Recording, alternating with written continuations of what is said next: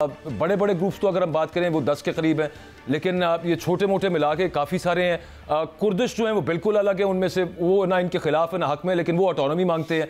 तो आपको future overall अगर मोटी मोटी पिक्चर पेंट की जाए तो क्या नज़र आ रहा है सीरिया का? इसमें तो एक ही वे आउट है कि जो बड़ी ताकतें हैं उस इलाके में और जो रेलेवेंट हैं, रूस और ईरान के अलावा, क्योंकि उनको बुलाया नहीं गया। जो रीसेंट कॉन्फ्रेंस हुई है, जो उर्दून में हुई है कॉन्फ्रेंस, उसमें तमाम बुलाए गए थे। जो मेन मुल्क है सऊदी अरब, उर्दून तो खैर होस्ट था, कतर, मिस्र, सब बुलाए गए थे। इराक, इनके फॉरेन मिनिस्टर्स थे। इसी तरह अमेरिका के फॉरेन मिनिस्टर, यूएई के, यूरोपियन यूनियन के जो फॉरेन पॉलिसी चीफ थे, और बहुत से नुमाइंदे आए हुए थे वहाँ। और उसमें जिस चीज़ पे बातचीत हो रही थी वो यही थी कि अगर बैनुल-अक़वामी बरादरी, और वो बैनुल-अक़वामी बरादरी तो एक इतना बदनाम ज़माना लफ्ज़ बन गया है क्योंकि उसका मतलब भी कुछ नहीं समझ आता। अगर यूएन के कॉन्सेप्ट में बात करें तो वीटो आ जाता है। लेकिन ये लोग जो इकट्ठे हुए थे जिनका मैंने जिक्र किया है, इन्होंने इस चीज़ पे लग रहा है कि एग्रीमेंट ज़ाहिर किया है कि भाई अगर ये अपने अंदर एक प्लूरलिस्टिक हुकूमत, यानी कि मेकिंग इट ईजी, अगर माइनॉरिटीज़ के राइट प्रोटेक्ट करने में एग्रीमेंट हो जाए और फिर ये जो बाकी लोग हैं इनको शामिल किया जा सकता है, तो मेरा ख्याल है, क्योंकि उसमें तुर्की भी मौजूद था, ये जो मीटिंग थी, और तुर्की के बयानात बहुत से आए हैं इससे पहले भी।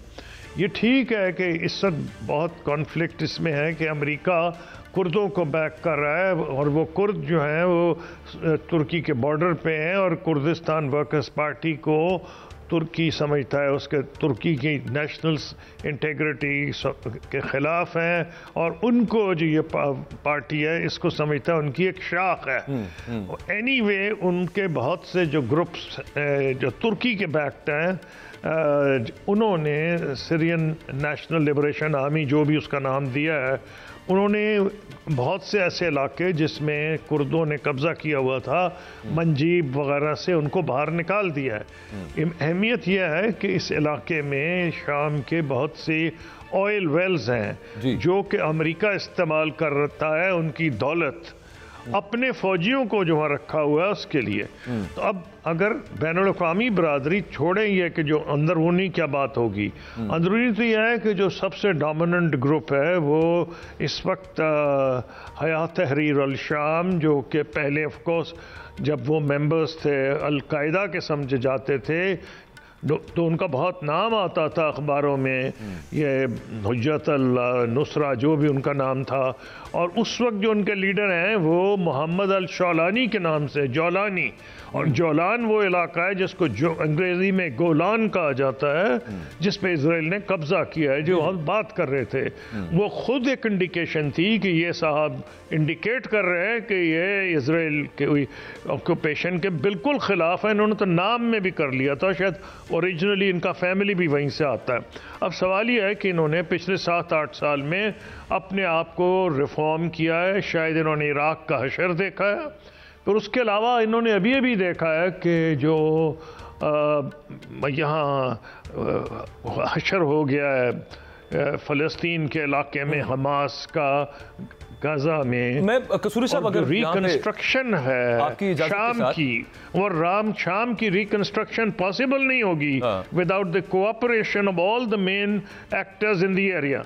बिल्कुल, ये जो आपने फरमाया कि इजराइल एक और बड़ी वो एक इंपॉर्टेंट पोजीशन है जहाँ पे वो कब्जा करके बैठा हुआ है, लेकिन at the same time Turkey जिसकी हिमायत भी रही है इधर शाम में, इनको तहरीर शाम वालों को भी, वो जो एक एरिया पे कब्जा करके बैठे हैं और वो समझते हैं कि हमारा बफर जोन है कुर्दों के हवाले से। अगर टर्की वापस नहीं करेगा शाम को वो एरिया, तो इजराइल तो बिल्कुल ही नहीं करेगा। वो कहेगा पहले अपने बरादर मुस्लिम मुल्क से तो जाके वागुजार करा के हैं, उसके बाद हम ये करेंगे। और फिर अमरीकी ऑयल फील्ड, अमरीकियों ने जो ऑयल नहीं, मेरा नहीं ख्याल है कि मसला खाली करने का है। उनका जो टर्की का मसला कुछ और है। हमें तो समझना चाहिए, हमारे यहाँ 3.5-4 मिलियन अफगान थे, कई साल रहे। जब मैं फॉरेन मिनिस्टर था हमारे लिए मेजर इशू था, और अभी भी मेरा ख्याल है जो उनके नेशनल आइडेंटिटी कार्ड्स उन्होंने हालांकि पाकिस्तान के लिए लिए, 2-3 मिलियन होंगे, पता ही नहीं उनका लग रहा है कितने हैं, ऑफिशियली भी काफ़ी ज़्यादा हैं। तो तुर्की का सबसे बड़ा मसला है कि 3.5 मिलियन शामी वहाँ सेटल्ड हैं।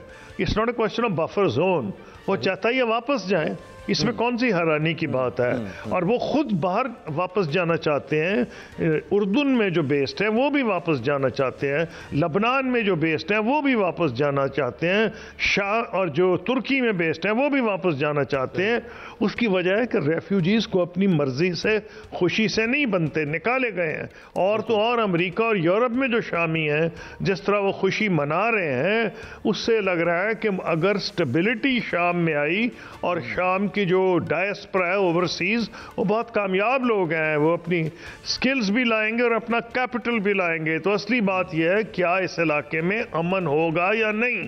कैपिटल आपका लोकल हो या फॉरेन हो, वहां वहीं जाता है, और डेवलपमेंट भी वहीं होती है जहां अमन हो, जहां लोग लड़ते मरते रहे, वहां कोई कैपिटल नहीं जाता, अपने लोग भी बाहर भाग जाते हैं। खुर्शीद कसूरी साहब, कथा कलामी की माफी चाहता हूं, मैं आपसे ये पूछना चाहता हूं कि पहले फलस्तीन, लेबनान, अब शाम, इसराइल की जो मशरक़ मुस्तक़ा पर गिरफ्त है वो कुछ ज़्यादा मजबूत होती जा रही है। आप नहीं समझते हजूर कि इसराइल का ये ग्रेटर जो ख्वाब है ये कहीं खुदा ना खास्ता पूरा होने जा रहा है? किस नज़र से देखते हैं?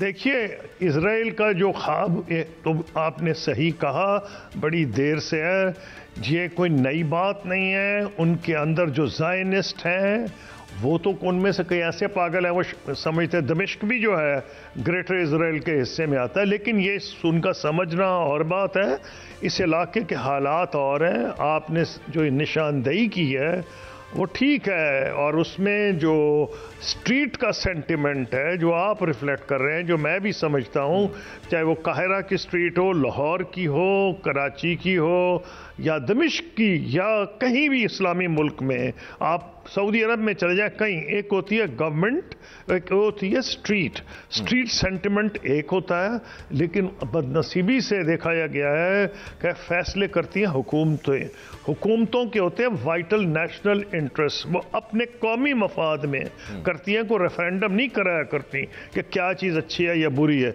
इस वक्त जो बेसिकली टर्की का जो अपना इंटरेस्ट है, एक तो कि रेफ्यूजीज बाहर जाएं, नंबर 2 वो नहीं चाहता कि कुर्दिस्तान वाले उनके बॉर्डर के ऊपर आ जाएं, आपको पसंद हो या ना हो। अब आपकी बात यहाँ तक तो ठीक है कि अगर ये कमज़ोरी ना होती मुसलमानों में खुद इस इलाके में, तो इजराइल की ये मजाल नहीं थी कि वो ये कर सकता। लेकिन एक्चुअल फैक्ट है कि एक यूरोपियन पावर को आके सेटल कर दिया गया है बैकवर्ड बदुओं में। ये तो अब बेचारों ने को डेवलपमेंट की, और जब मिस्र ने ये हिम्मत दिखाई कि उन पे हमला किया, और अक्टूबर 1973 में, और लग रहा था कि मिस्र कामयाब होगा, तो अमेरिका ने अनएंडिंग सपोर्ट की। तो असल में जो रियल प्रॉब्लम है वो कुछ और है, और उससे बड़ी जो प्रॉब्लम है वो ये है कि अमेरिका में इजराइल का इशू फॉरेन पॉलिसी इशू नहीं है। सबसे बड़ी बदनसीबी ये है, चाहे रिपब्लिकन पार्टी हो, डेमोक्रेटिक पार्टी हो, उसकी जो लीडरशिप है, हाँ, नई जनरेशन जो है डेमोक्रेट्स से जो एसोसिएट करती है, मुझे खुशी है कि उन्होंने बड़ा प्रोटेस्ट किया, बल्कि यहूदियों की नई नस्ल ने भी अमेरिका में प्रोटेस्ट किया है कि हम नहीं सपोर्ट करते जो इजराइल कर रहा है। मेरा कहना यह है कि जो मसला बन गया है वो ये कि अमेरिका में इतनी ज़्यादा सपोर्ट है कि जो लीडरशिप है रिपब्लिकन पार्टी की या डेमोक्रेटिक पार्टी की, वो तो उनको मौत ऐसे सामने आने लगती है कि अगर उनको इजरायली लॉबी की सपोर्ट ना रहे, बल्कि अगर इजरायली लॉबी ये फैसला कर ले कि किसी कांग्रेसमैन या सेनेटर को हराना है, तो बहुत हद तक वो कामयाब हो जाते हैं। तो असली मसला वो अमेरिका में है। Yes, I agree with you, locally भी है। तो ये एक मल्टी डायमेंशनल इशू है, लेकिन मेरा जो अपनी ज़ाती राय है कि अमेरिका ये नहीं चाहेगा। अब ठीक है, जो उन्होंने अचीव करना था और उन्होंने इलेक्शन जीत लिया है ट्रंप ने, ये मेरी कम से कम ख्वाहिश है। हो सकता है मेरी ख्वाहिश को ज़रूरी नहीं कि वो पूरी हो जाए। मेरी ख्वाहिश ये है कि अब ये ट्रंप समझें कि अब उनको इजरायली लॉबी को प्लीज़ करने का कुछ नहीं फ़ायदा।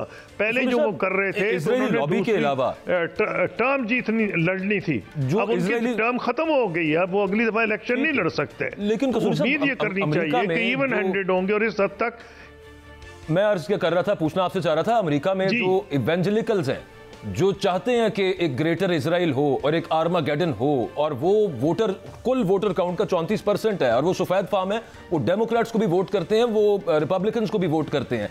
इजरायली लॉबी अपनी जगह पे, वोटर का भी एक प्रेशर, जो कि कैथोलिक है, ये कैथोलिक जायनिज्म की भी एक फॉर्म है अमेरिका के अंदर, जिसकी वजह से उनकी गवर्नमेंट्स को, सक्सेसिव रिजीम्स को ये पॉलिसीज इजराइल की फेवर में लेना पड़ती हैं। तो मुमकिन है कि डोनाल्ड ट्रंप इस वजह से नहीं, मैं तो जो कह रहा था वो तो यही तो कह रहा था कि जो इजरायली लॉबी है वो सिर्फ यहूदियों पे तो नहीं, यहूदी तो बड़े कम है वहां।